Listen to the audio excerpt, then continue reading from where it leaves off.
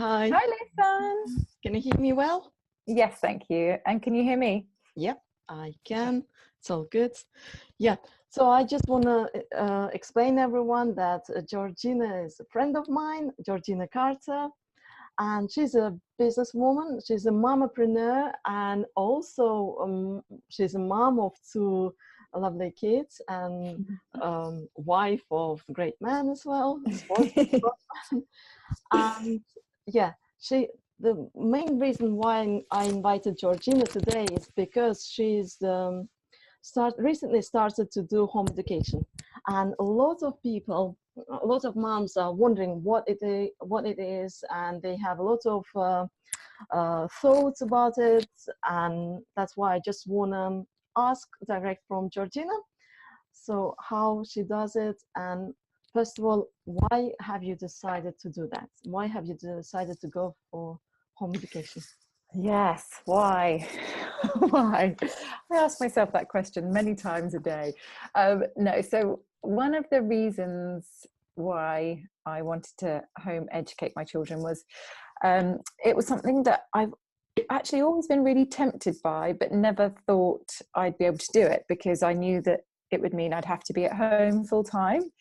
And when I was thinking about it, I thought, well, there's no way I'm going to be able to afford to be able to stay at home. So I never really thought about it any further, if you know what I mean. It just didn't really, I didn't research it because I thought, well, it's just not a possibility. But then kind of organically, slowly over time, I've kind of got myself to the position where I am at home full time. I do, as you say, run a couple of businesses, which I develop in my free time, whatever that is. You know, when I get pockets of time to myself, I develop these businesses. And it was actually a friend of mine, another mum, who came over and said she was thinking of homeschooling her children. And it just reminded me, I was like, oh yeah, that was something I really wanted to try. And at the time, Bella, my eldest, was in reception. So that's like the first year of primary school. And she wasn't loving it. She was, she wasn't kicking and screaming. And, I didn't have to drag her into school every morning. But most mornings she'd wake up and she'd say, is it a school day? I said, yes, Bella. And she'd start to say, oh, I feel a bit sick and not want to go. And I know that these are things that, most kids probably go through. They'd much rather be at home than at school. And I'm sure eventually, they kind of get used to it and they're all right once they're there. But even after school, after the school day, I was noticing that Bella was kind of, I don't know, she was changing. She wasn't as open and willing to try things as she used to be. It kind of felt like she was closing off a bit and she was getting this sort of fixed mindset. And these are terms that you and I are probably quite familiar with. Some people might not be familiar with the fixed mindset versus the growth mindset, but she'd sort of try and do something, and if she couldn't do it straight away, she'd just sort of shut off, say, well, I can't do it, and that's it. Or she wouldn't want to try something new in case she couldn't do it. It was kind of very closed off. And I was worried that that's because at school, you're in a classroom with 30 other children, and some of them are going to have, be further ahead than you and better than you at some things. And I guess it's kind of scary to expose yourself and to sort of, you just start comparing yourself straight away and feeling inadequate that you can't do certain things that other kids can do. And I think at the age of 4.5, which is how old she was when she started, I just thought, this is nuts. Like, I don't want her to be comparing herself to other children at this age. It really doesn't matter if she can read yet. That's not top on my priorities for her. Nor writing. I think all of that can come later on. For me, I just really want her to be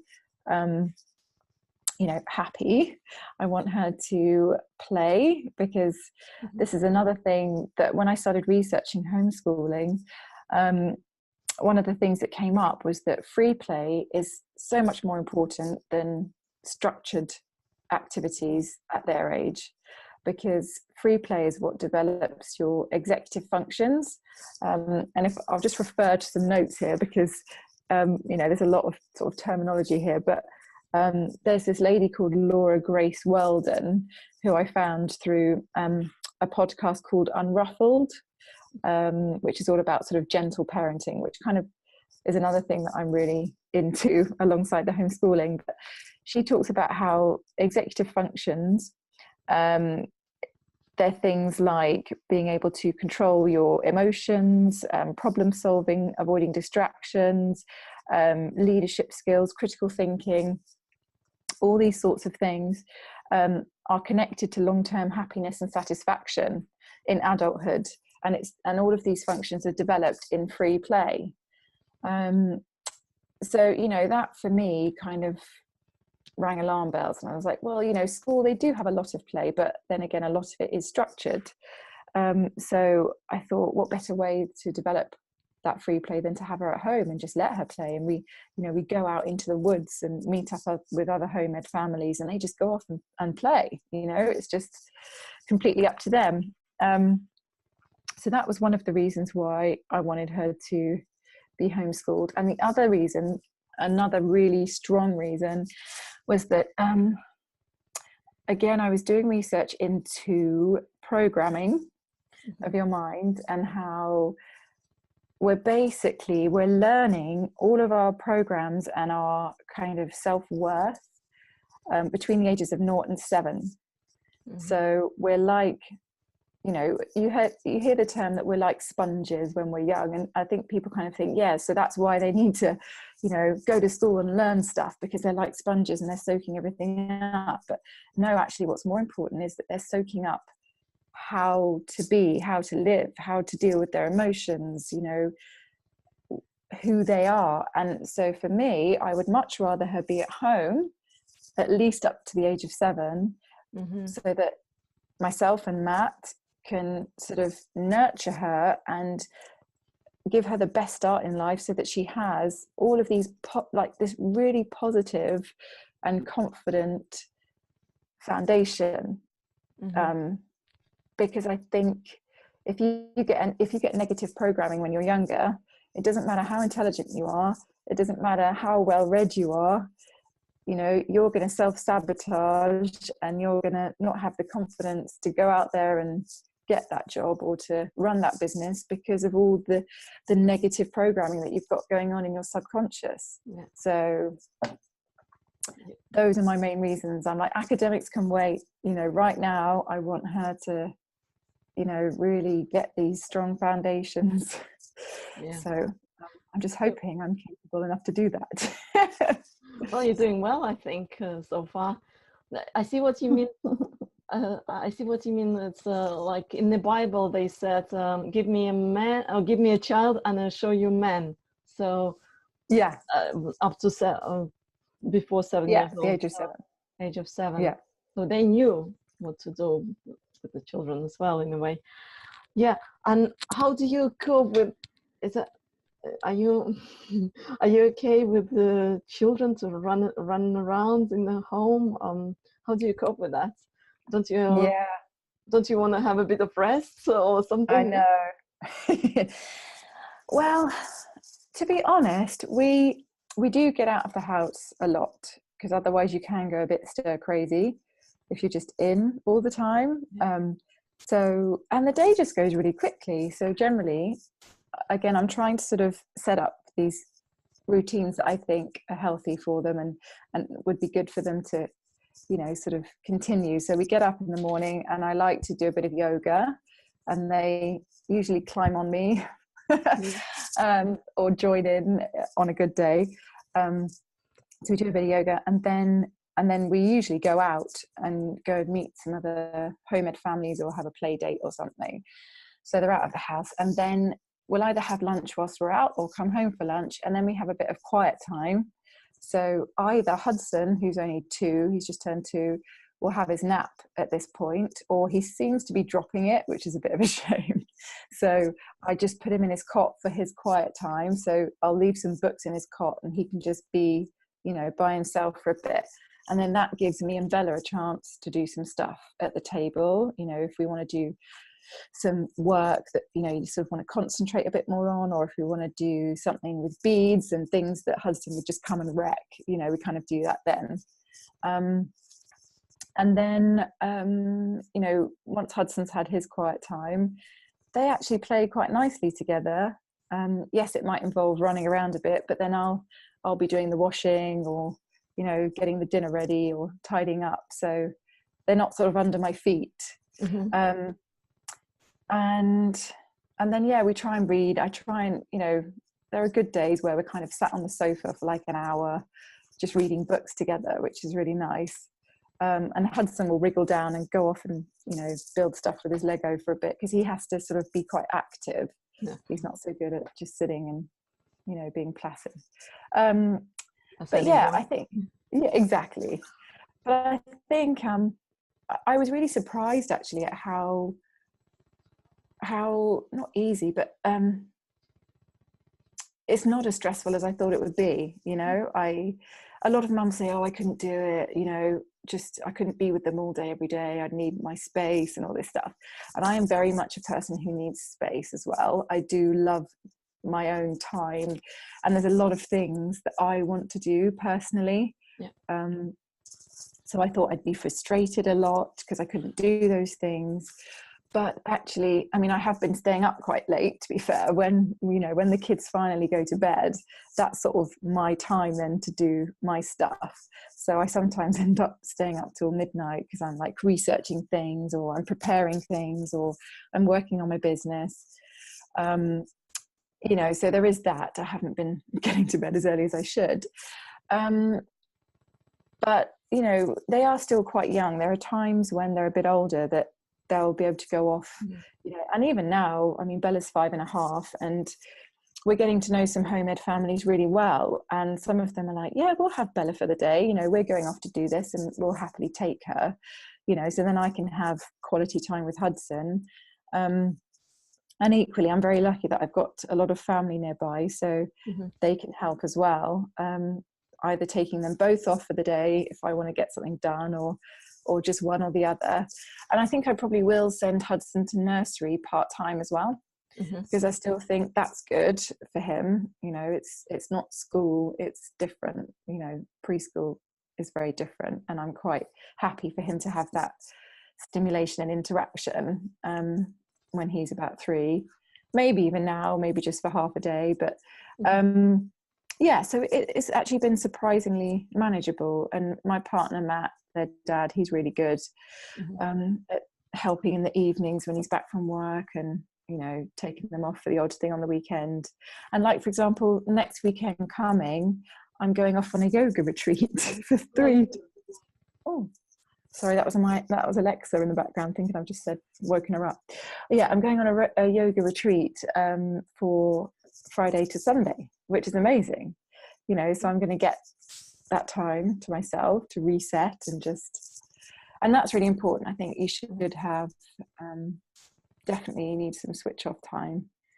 I try and have sort of 2 evenings a week to myself to either work on my business, like go off and do an event, or to just go off and do a fitness class, or to just go off and sit by the beach and read or whatever. You know, so, and Matt will put the kids down, so that's great. It's important to have that. Sounds really great. Yeah, that's true. It's good that you have family support as well, and I guess once you're in home education, you just get to know more families who's involved in that as well, who's doing that. Yeah, exactly. I think, again, we're lucky on the Isle of Wight. We have apparently the largest home ed community in the UK. So there, I mean, you have to be proactive, you know, you have to sort of go out and find people and join up. I mean, there are lots of Facebook groups, and, you know, wherever your mums are in the UK, there'll be a Facebook group for the home ed families there, and you can just log in and see where everyone's meeting. People generally create events and say, hey, we're going to meet up at this wood today, or there'll be regular meets, like there's some village halls, you know, in different towns near me, and you know that every Tuesday or every Monday, that's where you meet. You know, so it kind of takes the guesswork out of it. You can kind of build some structure into your week. And then there are just sporadic pop-up events that people can arrange, and you know, I can set one up if I want. I can say, oh, I'm going to go to the woods and toast marshmallows next Tuesday if anyone wants to come, or I'm going to take a trip to, you know, this farm. You know, so yeah, there's loads of stuff. And then you can obviously arrange individual play dates as well. So when you come across a family that you seem to get on well with and that your children seem to play well with, you know, you can then, you know, say, oh, why don't you come over for tea tomorrow? And, you know, and it's just lovely. You just get to develop all these different friendships. And of course, you still have after school activities. So Bella still sees some of her old school friends through different clubs like Rainbows, which is like the young version of Girl Guides. And what else does she do? Like a theatre group she goes to on a weekend. So she sees some old school friends there. And individual play dates, I really make a conscious effort to keep in touch with her old school friends. So we invite them round after school. And, you know, she's invited to their birthday parties and stuff still. So, yeah, she's just a social butterfly now, you know. She just has friends all over the place. She has got more social events than adults, I guess. Yes. But it's great that I think main worries of a lot of moms who even thinking of home education, they think that, oh, my child not going to be educated enough. Well, I'm not a teacher. I'm not. What can I give to child and that kind of stuff. So I think that worries is the main thing. But as I can hear from you, so it's still possible to educate the child. I mean, your child, without going to school. So yeah, and that is, if I'm honest, that is something that constantly plays in my mind, and quite a few mums and dads in the home ed community, you know, you do have that worry because you won't really know, like it's hard to, well, because there are different ways of approaching home education. Some people will do it literally like a school at home, and so they'll say, we get up and at 9 o'clock we do maths, and then we do reading, and then we do this, and it's very structured, and the parent takes the role of the teacher. And you know, they sort of have to put that hat on, as it were, and be the disciplinarian and make sure their child does it. And then others have this very much this unschooling philosophy where it's child-led, and you're more of a facilitator rather than a teacher, and you just help your child. I guess, you know, you still have to expose them to things to find out what they're interested in, but once you just have to listen to them, and you know, eventually in conversations, you know, when you're out walking, they'll ask a question about something like, you know, why is the sky blue, or how is that rainbow, what's a rainbow? And you know, if you don't know yourself, it's fine. You say, oh, I don't know, should we go and find out? And then it's up to you to help them find out. So you can either go to the library and find a book on, you know, the weather, or you can Google it or watch YouTube videos and get out the encyclopedia, and you learn together. Yeah. It's not, well, this is what it is, I'm going to tell you what it is. It's very much like, oh, let's find out. Yeah. And so that really freed me up to think, oh, okay, I could probably do this then, because I don't have to know everything. Yeah. I'm not the teacher. This is about helping my child realize that they can find these things out themselves, you know. They don't have to wait to be told what these things are, you know. And so I see my main role as exposing her to things and making sure she has opportunities to, you know, find different things that she's interested in, and taking the time to listen to her, and sort of to pounce on things that she's interested in, and let that develop.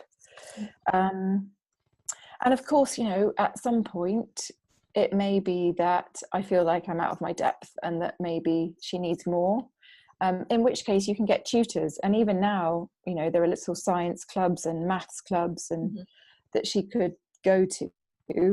I'm doing those just yet because, you know, again, I'm conscious of money, because that's another thing.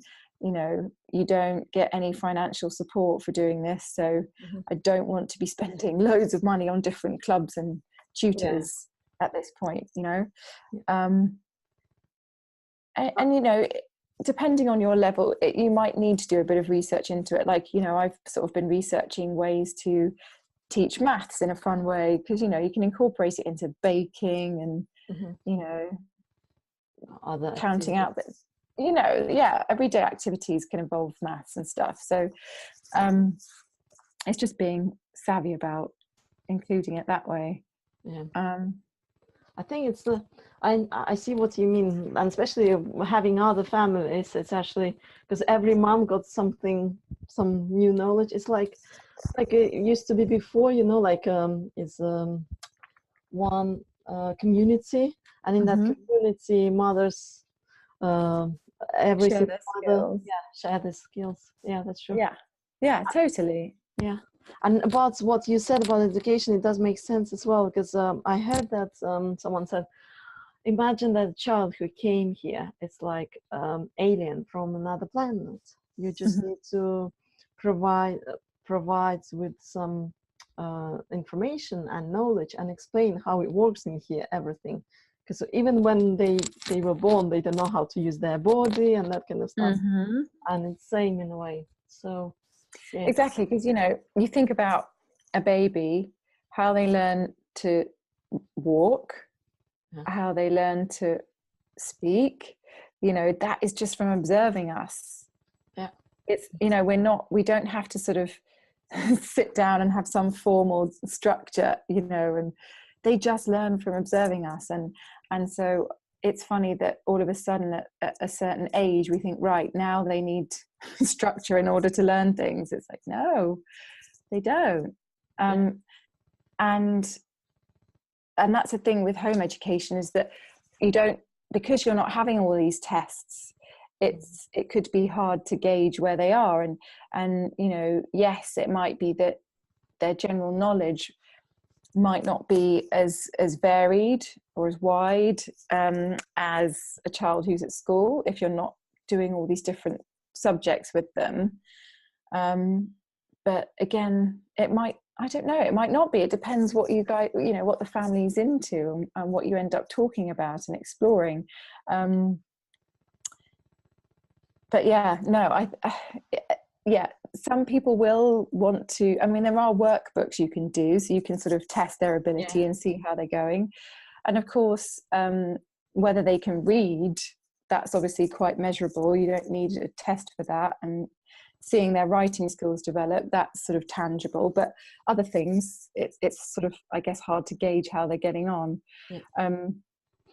You mentioned that you want to take Bella only till up to 7 years old. So after 7 years old, do you want her put back to school, or? No. Well, we'll see how we go. I'd like to do it till at least 7. Then see. And then see, you know, if she really wants to go into school, then, you know, I'll probably let her try it again, because, you know, she has an image of reception as school, which it'll be completely different going into sort of year 3 or whatever. But yeah, ideally, I'd like to keep her out of the school system. You know, it's funny because I enjoyed school. On the most part, I enjoyed school, but there were lots of things I didn't like about it, you know, the bullying and stuff, and sort of being in with the cool kids or not in with them one week, and all this stuff, and boys, distractions, and having to do subjects you didn't enjoy, and the pressure of it, you know, the amount of subjects you have to do, and you end up cramming for exams. So you're sort of cramming all this information in order to pass a test, but then it's not retained afterwards. The information that you don't need. Trying to remember numbers and stuff, but no point in a way. No. And how did school itself reacted on your decision not to take Bella to school? Yeah, they were really good about it, because throughout the whole of Bella's time in reception, I was umming and ahhing about it, and I wanted to pull her out, you know, halfway through the year. But Matt, my partner, you know, was a bit nervous about it. All our family were against it, and I kind of felt like this is a lot of pressure on my shoulders if it's just me wanting to do this. So I thought, well, let's leave her in for the whole year and see how she goes, because people were saying, oh, she'll settle in eventually, and you know, it just takes time. But for me, I was worried that settling in meant breaking her, if you know what I mean. You know, because it might be that she's got this spirit, and that she's, you know, she's quite free. I mean, she's very stubborn, I do know that, but in a way I don't want to stamp that out of her, because I like the fact that she knows what she wants. Yes, it's difficult to parent, but as an adult, you know, I think these are good qualities to have.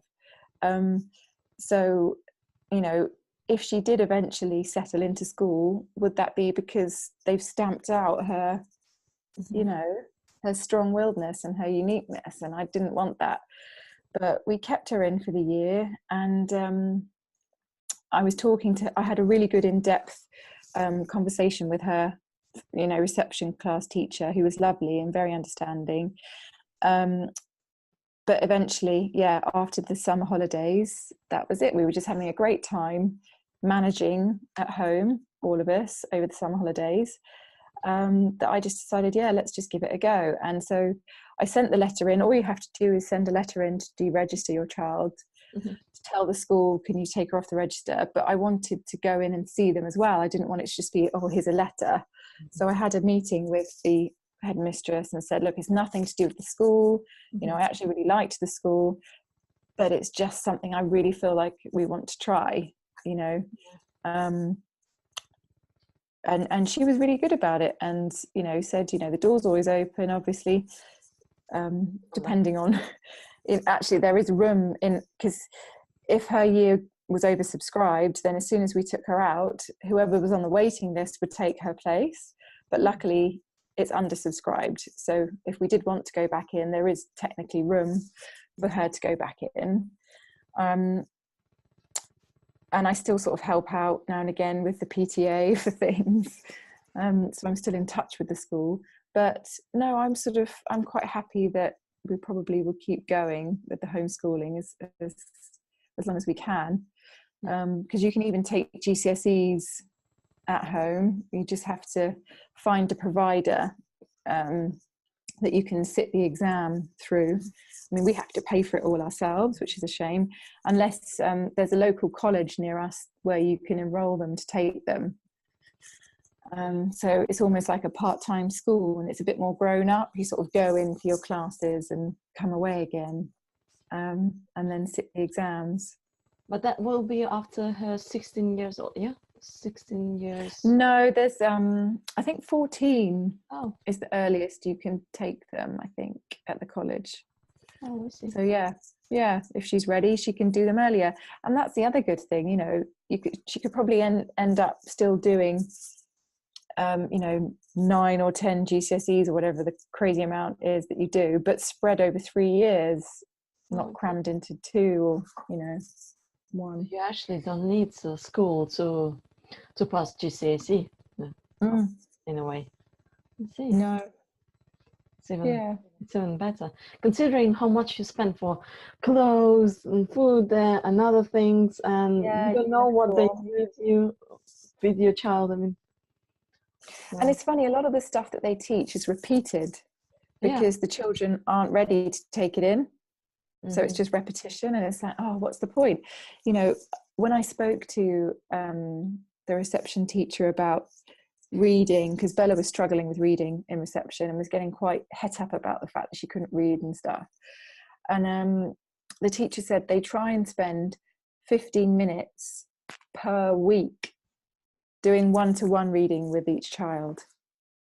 Only 15 minutes a week, you know, and obviously they encourage the parents to do it with the child in the evenings, you know, after school. But after school, Bella was so ratty most of the time and tired. She didn't want to do stuff. And I just thought, well, you know, at home, I can spend an hour with her every day reading, Yeah. you know, if she's out of school.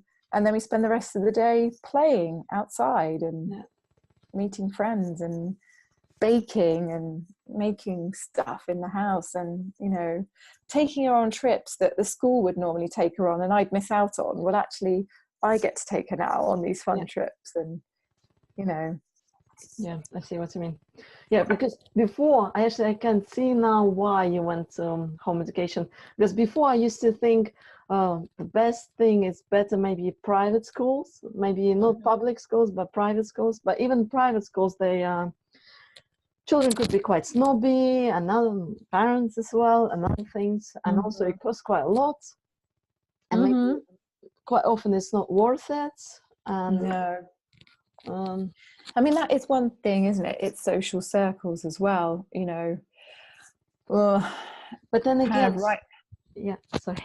No, carry on. With social circles, they get into it in the college or through the playground as well, in a way. And if they want to go to college or higher education, they can go to uni. That's how they build your social circle. Yeah. And then at school, really, isn't it? I don't know. I guess so. Yeah.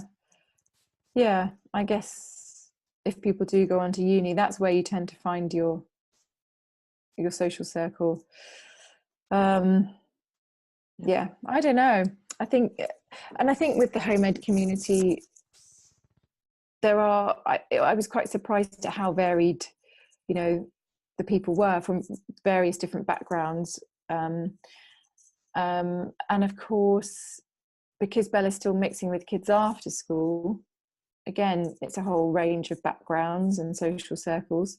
And you sort of find that home educated children are more confident amongst adults, because they tend to be around adults, and older children, you know, children of all ages, not just, you know, classroom full of 30 similar age children, with this authoritative figure, the teacher, who you sort of put your hand up to speak to, and it's all very formal and scary.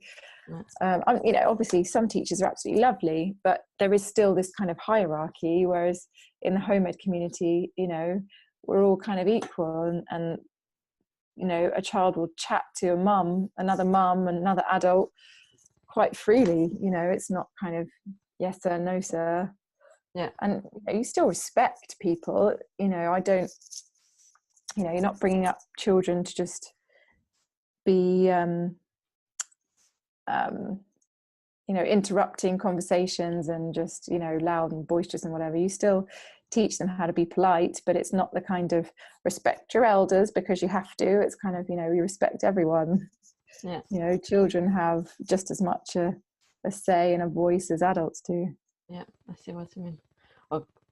Now I can see, actually, because to be honest with you, I had opinion that home education is more for hippie people, you know, like who came out of system, and you are like normal person who is not. so sorry, it's for me it's like, wow, it's a new thing, and I hope for someone who is watching as well, it just open maybe eyes as well, new perspective for that. Totally. And I know what you mean about that. I thought that it was just people who had sort of specific religious views, maybe, that they wanted to instill in their children that they thought they weren't going to get from school, or like you say, people that just wanted to be completely off grid, you know, didn't like authority, didn't like, you know, the system. And you know, you do find generally that that I've found so far, people in the home ed community generally are quite eco-conscious. You know, they're concerned about the world, and they use reusable nappies, and they're into, you know, a lot of them are vegan, and a lot are into, you know, no plastics and zero waste and minimalism. But again, I mean, maybe I've been starting to go that way anyway, recently over the last few years, sort of, I mean, I'm not vegan, I'm not minimalist, but I'm much more conscious about what companies I support, where my money goes, sustainability, integrity, and protecting the environment and stuff. So I guess I'm feeling that that's normal to me now. So, some people might find that hippie-ish, and other people I might find that's their norm. Maybe I am a bit of a hippie at heart. No. But I feel like there is a bit of a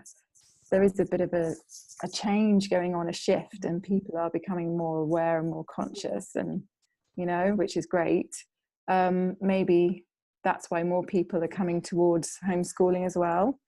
But yeah, I think I very much did some research before I jumped into this, because I did want to make sure that there were people that I'd be happy to hang out with every day, because these are going to be our new sort of friendship circles, and I wanted to feel confident that they had the same sort of values as me, and that I'd want to be interacting with them, and that I'd want Bella to interact with.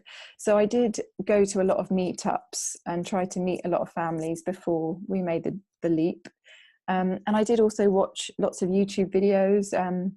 There was one by, oh gosh, what's her name? She's an actress, and she's also on Loose Women. I think it's Nadia. Oh, I can't remember her name. I'll look it up and we can link it later. But I was really interested to see that she'd started homeschooling for her teenage children. She's normal, successful woman who really sort of spoke about the benefits of it, and how it's not, an irresponsible thing to do. It can actually work for some families. Because that's the other thing, you kind of panic thinking, am I being really irresponsible taking my child out? Nearly everyone else does school, and they kind of look at you with shock horror when you say, oh no, I'm going to take them out, we're going to homeschool them. It's like, how are they going to learn? They're going to miss out on all these things. And it's like, I guess it's like, I can only compare it with in a way breastfeeding. When I carried on feeding Aiden after 12 months, after his first birthday, after 1 year. People were looking at me like, it's wrong, how long on, that kind of stuff in a way. But then it's like, it's how you feel, and your common sense as well, not maybe your feelings. I mean, not maybe your emotions, not feelings, emotions, but how you feel about it. I don't want to use the words intuition, but yeah, maybe it's intuition in a way. Yeah, totally. Yeah, I just wanted to ask about, you started to say that about the video of that lady from Loose Woman, and also what books would you suggest to read to someone, or like anything else to have a look? Yeah, there's the really famous YouTube clip by Ken Robinson about do schools kill creativity? That's a really good one to watch. I'll put a link to some other books for home ec. There's quite a few different books that you can read, and get them from the library. Don't spend a fortune buying all these books. Get them from the library, or get a subscription to Audible or something, because there's lots about changing the way you think about how to learn and how we learn. And there's some really exciting stuff out there. And of course, some families do it really in a really exciting way. They'll sort of go traveling, they'll just go off and just teach their kids whilst they're traveling. And some will go and live on a farm, and the kids help out on the farm and make stuff. And so I think there's one called Homegrown or something, and Wild Learning, and all sorts of things. But if you don't live on a farm, and if you don't have the funds to go traveling, you can still totally do it. It doesn't have to be extreme like that. But and there's a really good film. It's not a sort of a home ed film, but it's called Captain Fantastic. I just really enjoyed it, because it's fiction, but it's about a family that went to live like completely wild in America. I think it's set in America. Yeah, so that's really interesting to see. Yeah. But yeah, there are lots of resources. So yeah, we can post them in the later on in the notes, I guess, under the video. Yeah, that's fine.